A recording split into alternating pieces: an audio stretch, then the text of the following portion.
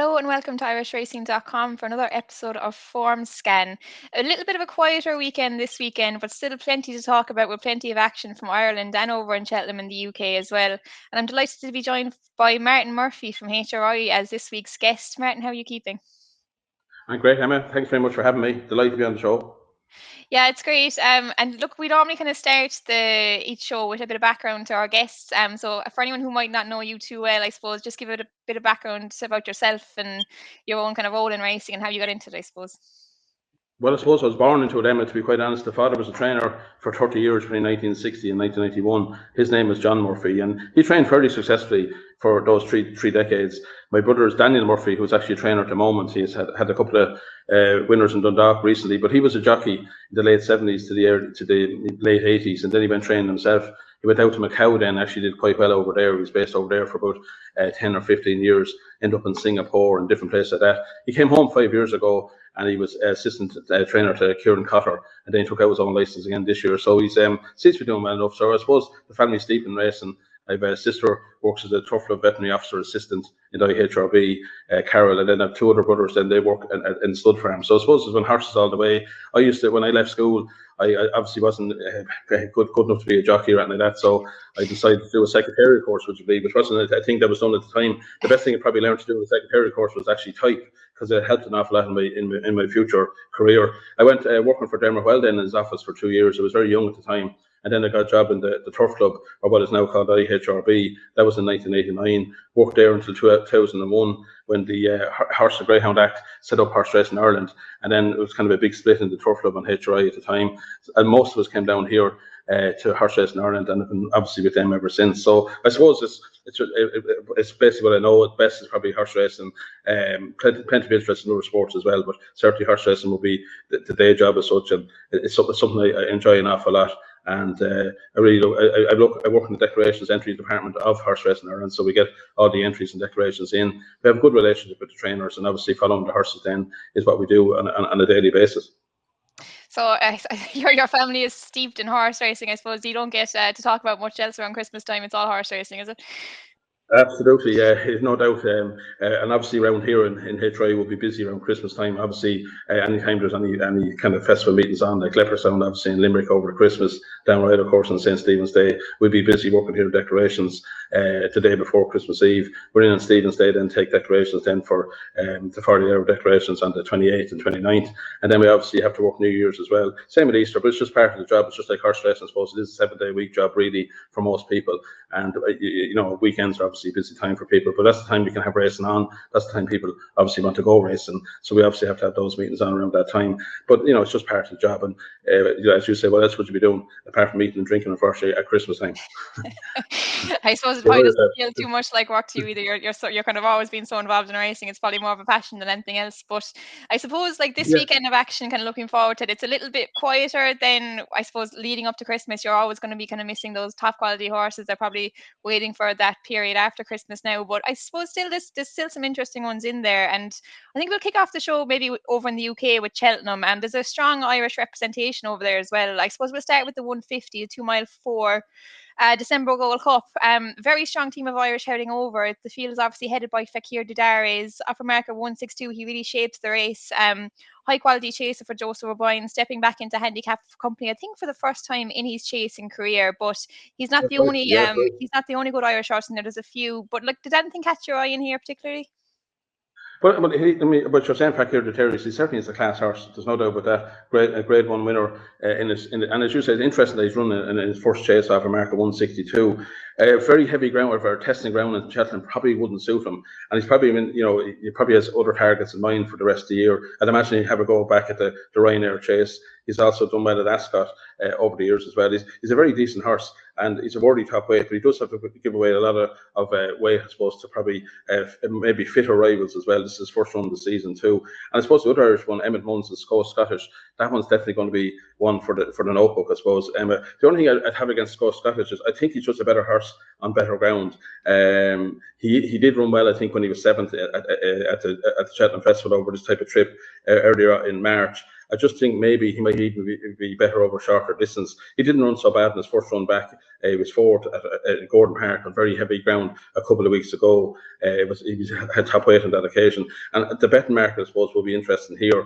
Of the two horses, you'd imagine Scottish is the more fancied one. He's around 11-2 at the moment, where Factor Dairy is around 8-1 or maybe 10-1 or so. I'd imagine that, he's got a big chance. Mark Walsh on board.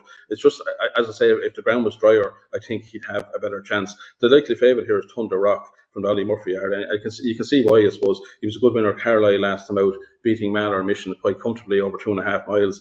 Now Mallow Mission went on and won an absolute cracking race in that Coral Gold Cup at the old Hennessy at Newbury a couple of weeks ago, and Thunder Rock certainly looks nicely treated off a mark of 146. He's around 3-1 favourite at the moment. I can see him certainly starting favourite. The two of Paul Nichols I like myself in this race, Monmoira and Il Ridoto. I think the fact that stable jockey Harry Coplin is going for Monmoira speaks volumes for his chance. He hasn't ran this season, but he certainly was a decent horse last season, and he's always been the sort of horse that was highly regarded by the stable. He was a good juvenile hurdler as well. He ran some good races second to the Real Whacker at Cheltenham on New Year's Day last year. I just think off a mark of 145, he just has a good chance here for Paul Nichols and Harry Coplin. Il Ridoto is a horse that loves Cheltenham. He did win a good race at Cheltenham on the 1st of January, but he's been placed a few times over the course. He was a good third in the Paddy Power Gold Cup the last time a couple of weeks ago. That was a good effort. Brian Frost takes them out on this occasion around 5 or 6 to 1. He should go well. But if I was to have a bet, I think I would go with Monmoira. I just think Harry Coplin riding him instead of Il Ridoto speaks volumes for his chance. I'll just take a chance on him. Yeah, very good summary of what looks a very competitive affair, I suppose, and it's kind of hard to oppose these Paul Nichols horses in the big Saturday races, I suppose, especially at Cheltenham. I was kind of thinking myself, I might take a chance with So Scottish. Like you mentioned, the soft ground won't be probably totally in his favour, but he's got the first time tongue strap, which may help these causes as well. And it's nice to see Mark Walsh coming over to take the ride as well. You'd imagine that he's going to be fairly fancied. He thought he might have ran a bit better going last time, but he probably needs the run on very soft ground. But I'd probably be willing to take a chance on him. He looked quite progressive last year, winning 3 in a row, kind of tailored off towards the end of the season. But I probably think he probably has another 1 or 2 big races in him. So I'd probably take a chance on him myself. But yeah, very good summary from you there. And Monmoral is your selection, who has a very good chance as well. It's actually interesting, Emma, because when you look, obviously JP owns both horses, Fairyhouse Dairies. Now, if he didn't declare him to run, obviously the weights would have went up a fair bit. So I think Scottish are just 10 stone 7. I think that's significant, really. The fact that Fairyhouse Dairies runs in the race, because if he didn't run, the weights would go up, I think, at least to 11-10 or at least 11-12. So Scottish would then have around 11 stone to carry a bit more. So the fact that Fairyhouse Dairies is running, keeping the weights down for him, suggests a big run is definitely in the offing tomorrow. And I think the bet market will certainly speak in his favour on the day. And as I say, it's just apart from the ground. I think he should run a very good race. Go Scottish. We'll get to see an Irish winner of this race as well. It would indeed. We'll move on to the next. Now it's the 225. Another big handicap chase, 3 Mile 2. Another Irish representative in here who I like, Melina Girl, but there's plenty of high quality horses in here. Protectorat, kind of similar to Fakir Darius, tops the weight, very high class horse, grade 1 performer, kind of shapes the race here again. What's kind of standing out for you here? Yeah, you're right. Protectorat, it's a class act. The only thing, he did run very poorly in the Betfair Chase. There's no question about that. He just never seemed to be going on the second circuit, and finished as if something obviously was amiss on that occasion, because he's obviously a class horse. He's won the Cotswold Chase before. He ran well in the Gold Cup before as well, and off top weight of 12 stone, he's given up upwards of 15 pounds to all his rivals here. It's interesting to run them again so quickly. I think they were just puzzled by the run, really, and you'd love to see obviously much better performance tomorrow, but it's going to have to be a very good one off 12 stone on soft ground to give way to some improvement chasers here. I do like Melina Girl myself, actually. I actually had a few bob on her last time when she won at Cheltenham, so I think it's great that Gavin Cromwell has given Conor Stonewalsh a big ride. Like he's only ridden. Brilliant rider, Absolutely is. There's no question. I think he's a certain real jockey to follow. I mean, when you think that he only rode his first winner last December on the flat, he almost became champion apprentice last season. He only failed by 3 to Jamie Powell in the end, and he's only had a couple of rides over fences and hurdles to date. He won his first two races, actually, one over hurdles and one over fences recently. So it's a great chance, and he is claiming the 5 because Melina Girl went up 11 pounds for that win, which is kind of steep. Again, I would prefer if the ground wasn't as soft for her, but she's an out and out stayer, 3 1/4 mile around Cheltenham on soft ground would be right up her street. In that, I think boundless stamina. She won the Ulster Average over 3.5 at Downpatrick early on the year as well. And she must have a big chance. I'd say it's great to see Conor Stonewall get this big chance. But again, the English here look fairly strong. 3 under 5 for Paul Nicholls. Hasn't won for quite a while, but just got beaten the last time. Is around solid, 3-1, 130 chance. But the one like yourself is Nigel Twiston-Davies, Broadway boy. He's only a novice, but I think he's an out-and-out stayer. He jumps very well. He was a good second or third and quarter at Cheltenham a couple of weeks ago in October, and then came out last time and won well at the November meeting. So he knows his way around Cheltenham well. You can see that he's going to play a prominent role from the start. And I would say under Nigel Twiston-Davies here, or under Sam Twiston-Davies, he's going to make much of the running, and I think he's the one I'd be siding with here. Although I certainly would be hoping Melina Garrett can go well for Conor Stonewall. Yeah, I'd agree with you. I think Broadway Boy is probably a fairly worthy favourite, only a 5-year-old as well, so you'd imagine there's probably more improvement to come. Like you said, a very good winner last time and a good second to Flowing Porter, so he's probably a worthwhile favourite, although I still probably would slightly side with Melina Girl myself. I just think she's still only a 6-year-old as well. Like you mentioned, she's a dour stayer. Conor Stonewall should probably getting nearly a free £5 off him. He's a brilliant rider. Dower there, like you said, and I think she's kind of a handy filly, so I think Protector App being in this kind of helps her out a bit. Kind of a low weight in this type of race will aid her chances a fair bit, so I'll probably stick with her for the Irish representation. But yeah, Broadway Boy, a big chance there. Who's your selection as well? We'll move on to the last race in Cheltenham, which we will discuss now. It's the Albert Bartlett Novice Hurdle Grade 2 contest over about 3 miles. A few horses in here. It's kind of not really a standout Grade 2 affair like maybe we would see over this side of the Irish Sea. But Shanna Bob is one that Nicky Henderson does like. Looks likely to be favourite here, 15-8. Would he be the most likely winner for you? I suppose he would, to be honest. I think Nicky Henderson trained for Mrs. Donnelly is quite significant. Really, obviously, Mrs. Donnelly has some very, very good horses. William Mullins, Nicky de Boinville takes them out. Nicky's horses were running kind of in and out, I suppose, the last couple of weeks. That's just one maybe note of caution, really. I just thought at Newbury a couple of weeks ago he didn't have the best of days. Now, obviously, John Baum won the Big Tingle Creek last week, which was helpful, but he obviously didn't own a couple of horses there either, Constitution Hill and Shiskin, didn't run either. So it's just stable. It's going through maybe a bit of a dodgy patch. But I just think this one's a worthy favourite. I'd have to agree with you here. I just think train a horse for someone like Mrs. Donnelly, obviously he would want her to win in the big days. This is obviously a sighter for the Albert Bartlett then back at the festival in March, and 2 miles 7 soft ground looks well up the street here. Interesting challenger from Ireland there, Moon Dorn for John McConnell. He always does kind of well with these type of horses, but on what he's shown so far, you probably have to say that he might have to improve. I think Lucinda Russell's quite interesting with Cadell. Not a bad sort of horse either. It looks like a real future chaser, which a lot of horses, I suppose, trained by her are. And an interesting one then for Henry Fry, Carrickmoon at Rowan, with Jonathan Burke in the saddle for Noah Feely racing too. So, and as you say, not a top class contest. One certainly to watch. I think probably Nicky Henderson, Shanna Boy would be the one for me, but I wouldn't be overconfident with this race at all. I think it's definitely a race to watch for the future, and you'd expect some of the Irish novices maybe in time hopefully will be too strong for some of these. Yeah, I definitely agree with you there. Shanna Bob, you'd be kind of backing on Promise more so than form. We've only seen him once in the track, winning easily at Plumpton, but very hard to judge on that given by what he's beaten and things like that. But yeah, I definitely agree. There's probably a few in these that aren't probably quite up to the standard of some of the good staying Irish novices. But Shanna Bob, one to watch and maybe one to go on from that race in the future. But we'll have a quick look at Fairyhouse now as well. It's probably not the best card of the weekend, but is there any race in here particularly you wanted to give a chat about, anything you fancied?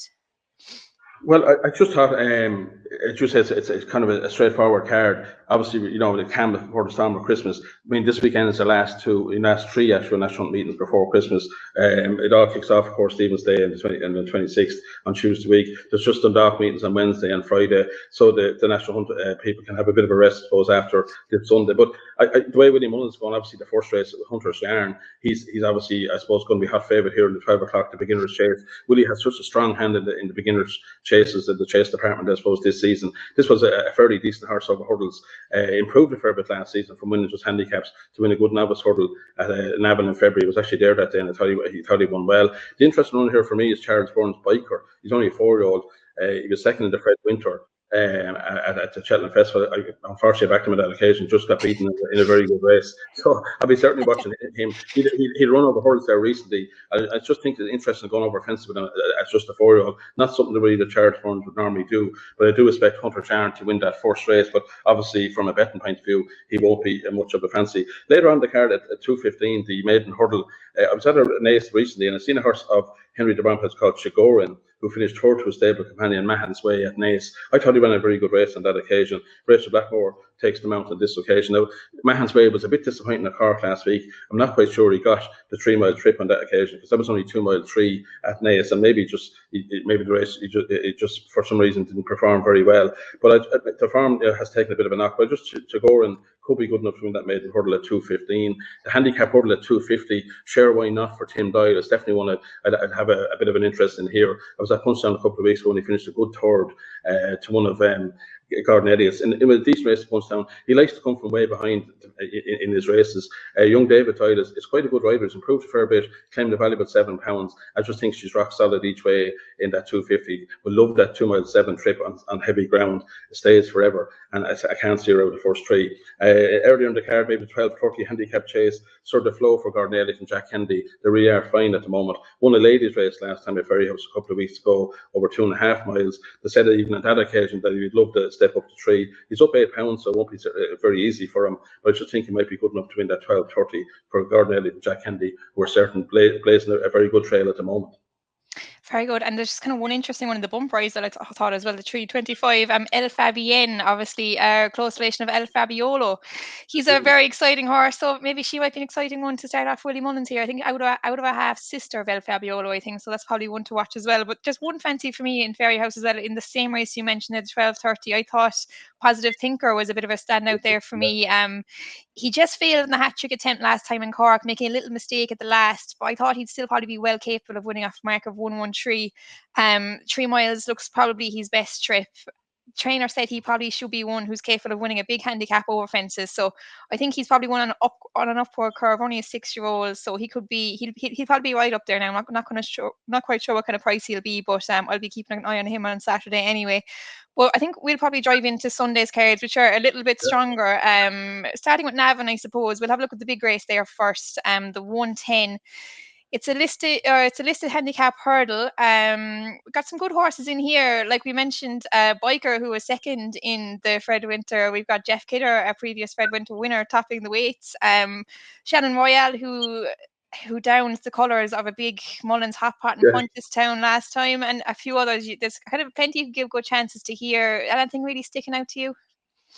Well, it's interesting about you said Shannon Royal. I mean, he beat Tully Hill at 8-1 on. Obviously, Tully Hill just seemed to completely lose the plot when he was jumping at that occasion. Shannon Royal had previously got beaten when he was a short price favourite as well. A mark of 1:30 is quite interesting. Whether it's going to be enough to stop him or not, I'm not quite sure. But obviously, this 2.5 mile trip will suit him, and he's definitely one for the short list. I thought Karen Funnock for the Stuart Crawford yard, Darryl Jacob coming over to ride him is quite interesting.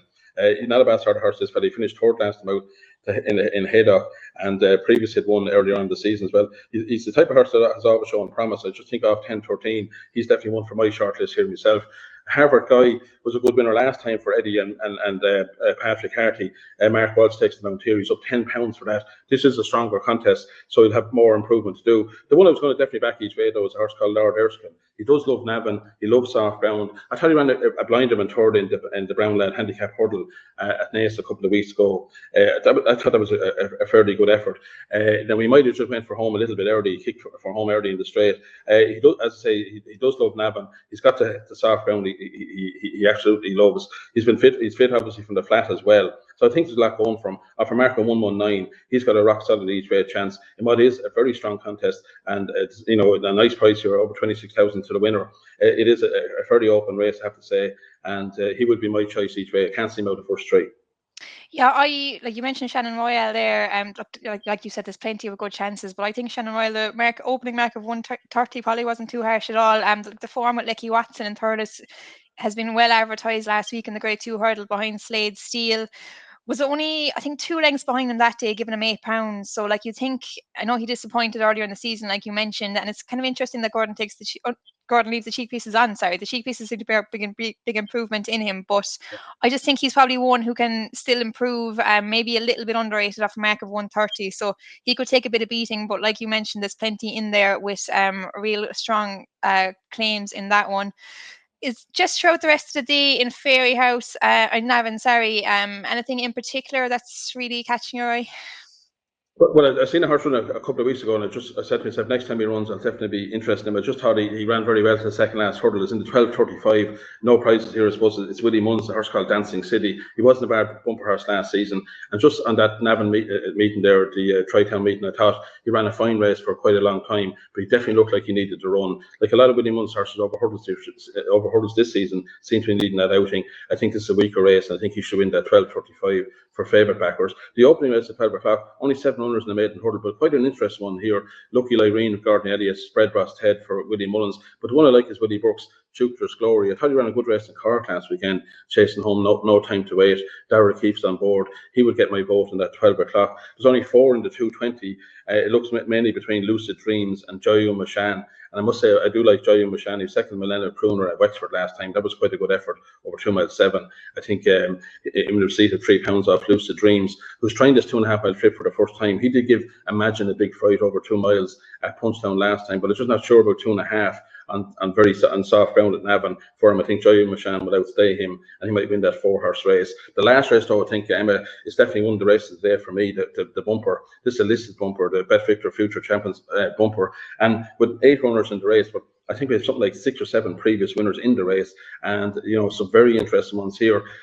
From a Willie Munn's point of view, Redemption Day was a very good horse a couple of seasons ago. Now we finished second to Facile Vega in the Punchdown Champion Bumper in April 2022, and has not ran since, which is quite interesting. Obviously, that he's going back for another bumper here. He showed good form, on that occasion. Obviously, he won at the Leopardstown Christmas meeting 2 years ago. He then ran quite a good race in the Cheltenham bumper as well before finishing second to Facile Vega. And of course, we all know what Facile Vega has done since. So that form is outstanding. Coming from the Willie Munn's yard, a year and a half off the track is never really much of an impediment, and he obviously is going to take high rank here. But I was impressed with Gordon Elliott's challenge with Aries when he won at Fairyhouse a couple of weeks ago. I thought that was quite a good effort.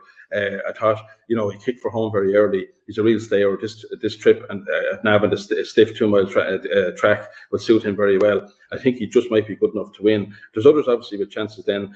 Spring de la Mare won a very exciting bumper a couple of weeks ago for Gavin Cromwell. Just held on from My Trump Card, who again then went on and won at Navan last week. So that form has been boosted fairly well. The enabler for Gordon Elliott then, he won a nice bumper at Punchdown a couple of weeks ago as well. So he's another one that you would have to very much respect. But John Kye's Scammell Bawn won a race at Cork, although the form of the race hasn't worked out that well. It's still, she's unbeaten after just 1 run. You'd have to respect that with John Gleeson on board. So really, I don't think anyone's going to be leaving Navan early, because this is one of the races of the day for me. I do like the way Challenge with Aries won last time. I just gave him a narrow vote, but obviously I have a great respect for Redemption Day and what he did in the past. Yeah, it's definitely an exciting one. Plenty of ones to look forward to for the future. I was quite surprised to see Redemption Day declared here. Just kind of in terms of him, like as an exciting horse going forward, would it worry you at all him going for a bumper here? I presume it's just a starting point for maybe going hurdling later in the season. But it is, because as far as I know now, Emma, they've kind of changed the bumper rules when it comes to the champion bumper, in that you can only run 3 times and then one other time in a listed or a graded race. You used to be you could run 4 times before the Cheltenham bumper, but now it's only down to 3 with one other run in a listed or group in a listed or graded race. So I think it's interesting that he is going over starting off on bumpers. Now I don't know what sort of injury he obviously had. Obviously it was enough to rule him out for a whole season, because you would have thought they would have kicked down him last year if everything was okay.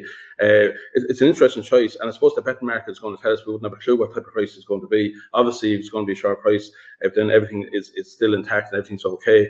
If he looks like he's going to need to run, and maybe he's going to have a run in a couple of weeks' time over hurdles. You'd imagine that's the way it's going to go. It's going to be a good top novice hurdler. Obviously, Willie has a lot of good bumper horses in the yard, probably, and maybe might be a better place then for for the Cheltenham bumper next March. So it is interesting coming back into a bumper, but maybe it's just because the injury he had, to just want to see how things are. The ground was going to be like soft and heavy, so that'll suit him obviously very well as well. So as I say, he's a fascinating runner. It all depends on the betting market to me. Like if he's a sharp price, obviously things are going well. If he's one of those drifters, and it is quite a strong race. Like he's taking on race fit rivals with winning form. I think it's going to be a very good performance if he can win that. But we've seen Willie do this before. It'd be no surprise if he's good enough to do it. But if he can win this after a year and a half break, he's obviously a serious horse, and we'd be a serious horse going novice hurdling probably after Christmas.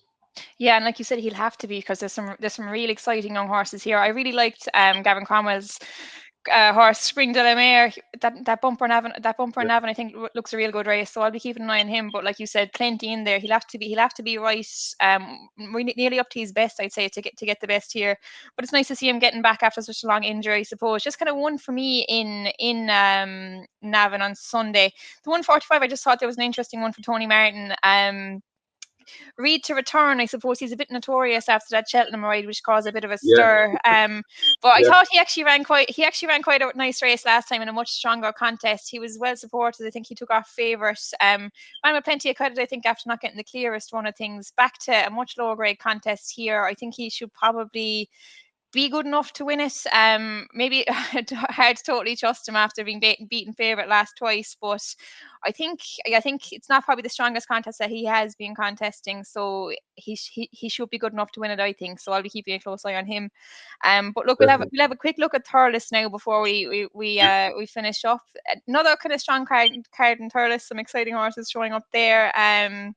I suppose we'll have a quick look at the Mayor's Novice Hurdle first, which is probably the most exciting race of the day, the 2 o'clock. Some good mares have won this in the past. I think Honeysuckle actually won it back in 2018. Not sure if we'll see something that good here, but Fun looks another exciting one for Willie. Well, I was very impressed by her debut here at the start of the month. Do you think she's probably the most likely winner? I do think so. You have to say so. She was a good bumper mare last season. Ran very free, I thought, in the Cheltenham bumper, and it wasn't disgraced on that occasion. And the way she won a Taurus a couple of weeks ago, again, she was a little bit on the free side. As a lot of Willie Munn's horses this year seem to be very fresh for the first runs, but the way she won on that occasion, she never looked like getting beaten. It is a decent listed race, but at the same time, the highest rated horse only 125, and you would expect her to probably rate higher than that. Her stable companion Pink at the Park was a good mare last season, but she has to give £4 away to Fun. I'd be surprised if she's quite good enough to do that. A lot of her own's not a bad horse for Peter Fatty, and Birdie or Bus, as I say, has good form for Henry Bromhead, also rate 125. But I think Fun will start favourite, and it's certainly going to be difficult to beat. She probably should take high rank in those novice hurdles all season for mares, and you'd be looking at possibly obviously the novice hurdle for mares at the Cheltenham Festival long term. But I just she was a bit free on that occasion the last time. She just need to maybe settle a bit. I think she's going to be short enough. I'd say you can believe in money, or maybe a little bit short of that for this race. And I think if she's going to be the mare that she's kind of shown so far in bumpers, you would expect her to win this and probably win it fairly well. Yeah, I definitely agree with you there. She kind of tailed off a bit, I suppose, towards the end of last season. But I think Patrick was saying she was quite keen on occasion. She was a little bit keen, like you said, here last time, but she kind of got away with it. I think she might get away with it here. Maybe when she steps up into higher class opposition, she might have to be a bit more sensible about the way she races. But I think she probably could get her own way in front here, and probably, I'd say she'd probably be quite an impressive winner if things go well for her. But throughout the card in Thurles, is there anything else that kind of caught your eye? Yeah, I thought the maiden hurdle was quite interesting. 125, obviously one from Willie's there, Jimmy Desai, second in France last time. If he starts favourite, he'll probably take a lot of beating. But there's one in the race I thought didn't run too bad the last time behind one of Willie's, called Farmer's Lodge, trained by Barry Connell, Michael Sullivan on board. It was quietly fancied for a maiden hurdle Taurus a couple of weeks ago, but like everything else in the race, didn't get anywhere near Daddy Longlegs on that occasion. That was the first one for quite a while. Expect him to improve a bit. And as I say, if Willie's is not as strong as maybe some of his other horses are, it might have a chance to win it. But either way, I think certainly would be good each way bet. In the handicap hurdle, the 235, interesting race here, 16 runners. I thought Whiskey Welt is an improvement horse for Terence O'Brien over fences. He looks well in here off just a mark of 113. John Chinnick claims £7 off that, so effectively he's only running off 106. Now I know it's sometimes dangerous, backing horse they're a better one grade and then going back off a much lower mark. He's definitely a better chaser than he is a hurdler, but off his chase mark he would certainly be much run off a much higher mark here, be rated nearly 130. So, about 16, 70 pounds lower over hurdles. I think he's got a great chance here for Terence O'Brien. He's certainly one I think I'll be back in here. Also, David Garrick in the same race for Eddie and Patrick Hartley. Wasn't a bad horse over on the flat either, and has run some nice races over hurdles today. First handicap now, could go well at the price. But I think Whiskey Wealth is the one. And the rating now was sort of the 310. Bob Cigar for Gordon Elliott with Danny Gilligan on board. Good winner punchdown last time, gone up £8 for that. But still appears here after mark of 120. Danny Gilligan claimed 5 off that would certainly help. And he might be good enough to win here again. Showed a good attitude on that occasion, made most of the running. There was a lot of challengers in the straight to him, and still he showed a good attitude to win by half a length on that occasion. I think the danger is definitely a getaway charity for the Tim Doyle yard. Improving horse won a punch down on the second last run. Went up £12 for that, or sorry, £9 for that. And then second last time to Will Do, trained by Gordon Elliott at Thurles. That was quite a good run as well, up another £3. So he's an improving horse too. David Doyle claims £7 off it. I think it's between these two. Slight preference for Bob Cigar. Brilliant stuff. Look, great analysis of all the kind of weekends racing there from you. What would you say would be your nap over the entire weekend? But that's always a good question, Emma. I'm definitely going to go. I think Lord Erskine for me in Navan on Sunday. I just think he cannot be out. But he could be. It should be 8-10 to 1. He's that sort of solid horse. I really like that one at Navan on Sunday. I'd have to go for that one. If you're giving me one say for Thurles, something you get fun. I just think it's too short a price. I'd go with Bob Cigar, Thurles, and maybe at Fairyhouse. I like that Shigor in that 215, the maiden hurdle for Henry de Bombay, hoping to be good enough to beat the likes of Willie Munns, O'More Park, and Zaidi for Gordon Elliott. Might get a bit of a price on Shigor. I tell you, ran well enough first time, and might be good enough to win again that 215. Brilliant stuff. Look, it's kind of a tough weekend for me to pick the NAF. I think I'm probably going to stick with So Scottish though in the December World Cup in Cheltenham. I just like you mentioned. I think Fakir Darius and he could be running here could be quite significant, keeping the weight down for So Scottish. Has a run behind his belt. He should come on fitness wise for that. Probably still capable of winning off this mark as well. So I'll probably stick with him for a shrewd connections. But Martin, thanks so much for coming on. It was absolutely brilliant analysis over the entire weekend. Love to have you on again at some stage in the future. But no problem. If anyone's having a bet over the weekend, make sure to gamble responsibly. And if you enjoy the show, make sure to like and subscribe for more content going forward.